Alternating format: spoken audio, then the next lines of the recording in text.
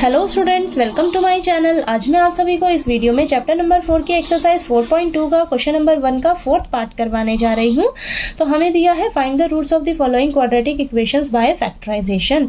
तो हमें ये जो इक्वेशन दी हुई है इसको हमें फैक्टराइजेशन मेथड से सॉल्व करके रूट्स फाइंड आउट करने हैं, यानी कि एक्स की वैल्यू निकालनी है। ठीक है, तो सोल्यूशन में सबसे पहले हम लिख लेते हैं। हमें जो इक्वेशन दी हुई है 2x² - x + 1/8 = 0। ठीक है, अब यहाँ पर आप ध्यान से देखिए, आपके पास जो कांस्टेंट नंबर है वो फ्रैक्शन में दिया हुआ है। ठीक है, तो आपको सॉल्व करने में डिफिकल्टी आने वाली है। ठीक है, तो आप क्या करिए, यहाँ पर ये जो कांस्टेंट नंबर आपको फ्रैक्शन में दिख रहा है ना, इसका आप फटाफट से एलसीएम लीजिए। ठीक है, तो पूरा हम क्या करेंगे, यहाँ पर एलसीएम ले लेंगे। एलसीएम क्या आएगा 8, इनके नीचे कुछ नहीं है तो 1 है, तो आपके पास एलसीएम आएगा 8। ठीक है, अब यहाँ पर 2x² है, इसके नीचे कुछ नहीं है यानी कि 1, तो आप क्या करिए, एलसीएम 8 आया है उसे ऊपर वाले टर्म से मल्टीप्लाई कर दीजिए। तो यहाँ पर आ जाएगा 8 को 2 से करोगे तो 8 × 16x² माइनस इसके नीचे भी कुछ नहीं है तो ऊपर हम 8 से मल्टीप्लाई कर देंगे तो -8x प्लस यहाँ भी 8 है नीचे और सेम यहाँ एलसीएम भी 8 है,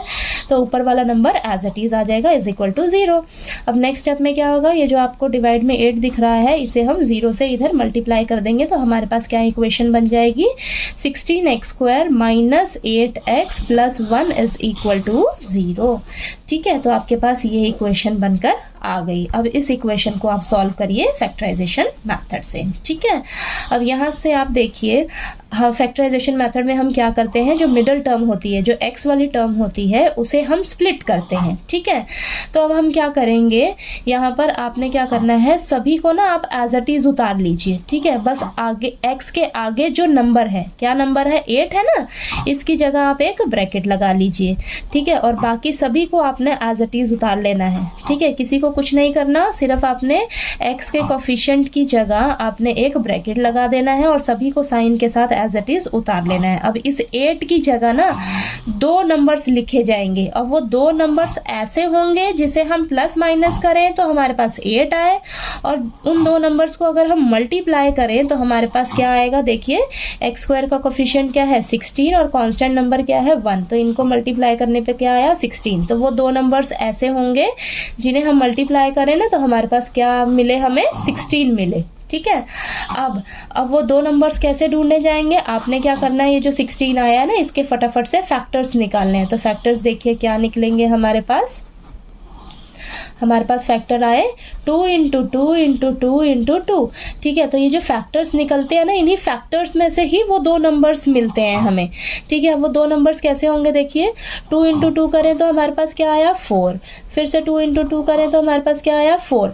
अब ये 4 + 4 अगर हम करके देखते हैं तो हमारे पास 8 मिल रहा है, हाँ मिल रहा है। ठीक है, 4 × 4 करें तो हमारे पास देखिए 16 मिल रहा है, यस 16 भी मिल रहा है।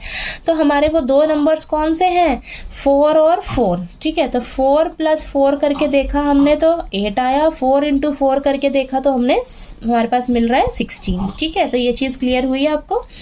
ठीक, तो ये 2 नंबर्स ढूंढने में ही आपको थोड़ी सी मेहनत करनी है। ठीक है, अब आगे आपने सिंपल देखिए सॉल्व करना है इसको, 16x², माइनस का बहुत अच्छे से ध्यान रखना है, ब्रैकेट के बाहर देखिए माइनस है तो ये दोनों नंबर से मल्टीप्लाई होगा, तो माइनस का 4x भी ब्रैकेट के बाहर दिख रहा है आपको, तो दोनों नंबर से मल्टीप्लाई होगा तो ये हो जाएगा माइनस का 4x, और यहाँ माइनस प्लस माइनस और ये 4x। ठीक है, अंदर x भी मल्टीप्लाई होगा दोनों से। ठीक है, और ये +1 एज इट इज। ठीक है, अब आपके पास ये देखिए माइनस का 8x दिख रहा है ना आपको, इसको आपने स्प्लिट कर दिया 2 टर्म्स में।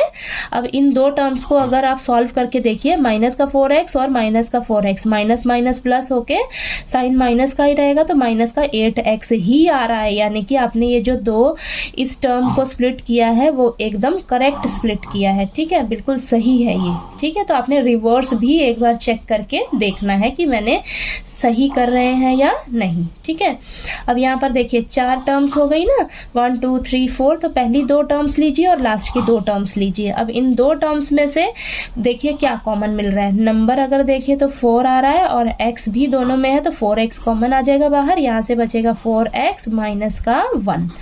ठीक है, और यहाँ से कॉमन ले सकते हैं हम -1, क्योंकि अंदर हमें सेम यही ब्रैकेट वाला ही इधर भी चाहिए, ठीक है। तो 4x माइनस 1 इधर बचेगा, ठीक है। अब आप दोनों में देखिए 4x माइनस 1 यहाँ भी है, 4x माइनस 1 यहाँ भी है, तो आप फटाफट से क्या करिए, कॉमन ले लीजिए बाहर, ठीक है। अब इधर से क्या बचेगा आपके पास, यहाँ से 4x बचेगा और यहाँ से माइनस का 1 बचेगा, ठीक है, इज इक्वल टू 0, ठीक है। अब आप क्या करिए, 4x माइनस 1 को एक बार 0 के इक्वल रख लीजिए और एक बार 4x माइनस 1 को 0 के इक्वल रख लीजिए। तो यहाँ से आएगी आपकी वैल्यू 4x माइनस 1 है, इधर जाकर प्लस का 1 हो जाएगा, x की वैल्यू आ जाएगी 1/4, ठीक है। 4 मल्टीप्लाई में है ना, तो इधर डिवाइड में आ जाएगा। सेम इसी तरह यहाँ भी हम करेंगे, 4x माइनस का 1 है, इधर जाकर प्लस का 1, देन x की वैल्यू आ जाएगी 1/4, ठीक है। तो आपके पास x की वैल्यू क्या आई है, 1/4 और यहाँ पर भी 1/4, ठीक है। यानी कि ये जो x की वैल्यू निकल कर आई है, यही आपकी क्या है, रूट्स हैं इस क्वाड्रेटिक इक्वेशन की, ठीक है। तो आपको क्वेश्चन नंबर 1 का 4th पार्ट अच्छे से क्लियर हो गया होगा। इसके पिछले पार्ट्स जो 1st, 2nd, 3rd पार्ट है वो मैंने पिछली वीडियो में करवाया हुआ है, तो वहाँ से जाकर आप देख लीजिएगा। वीडियो अच्छा लगे तो प्लीज़ लाइक कीजिए, शेयर कीजिए और ज़्यादा से ज़्यादा सब्सक्राइब कीजिएगा मेरे चैनल को। और क्वेश्चन नंबर 1 का 5th पार्ट जो है वो मैं नेक्स्ट वीडियो में करवाती हूँ, ठीक है।